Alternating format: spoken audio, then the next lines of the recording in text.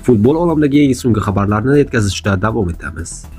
Ertaga oddiy futbol o'yini emas, balki bir tomonda ijtimoiy tarmoqlarda 667 milliondan ortiq obunachiga ega dunyo futboli afsonasi Cristiano Ronaldo, ikkinchi tomonda esa 39 million aholisi bor O'zbekiston va uning tarixiy orzusi.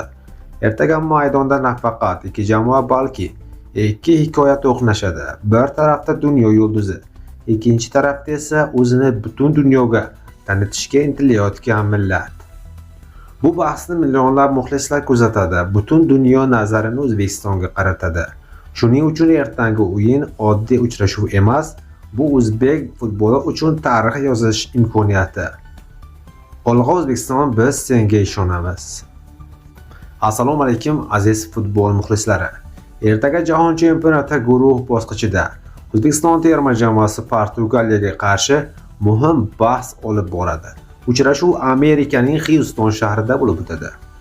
Bu o'yin har ikki jamoa uchun juda katta ahamiyatga ega. Portugaliya birinchi turda Kongo bilan 1-1 hisobida durang o'ynadi. O'zbekiston esa Kolumbiyaga qarshi bahsda 3-1 hisobda mag'lub bo'lgan edi. Shuning uchun ikki jamoa ham g'alaba uchun maydonga tushishi aniq. Albatta, Portugaliya tarkibida dunyo futbol yulduzlari bor. Cristiano Ronaldo, Bernardo Silva, Ruben Dias kabi futbolchilar har qanday raqib uchun xavfli hisoblanadi. Ammo O'zbekiston ham bu chempionatga bekorga kelgani yo'q. Bu mamlakatimiz tarixidagi ilk jahon chempionati bo'lib, futbolchilarimiz har bir bahsda bor kuchini bermoqda.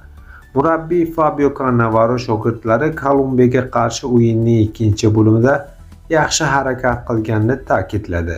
Demak, ertangi bahsda jamoamiz ancha ishonchli va hujumkor o'yin ko'rsatishi mumkin bo'ladi.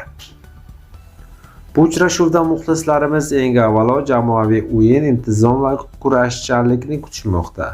Agar himoyada xatolar ko'paymasa va qarshi hujumlardan samarali foydalanilsa, O'zbekiston Portugaliyaga jiddiy muammo tug'dirishi mumkin.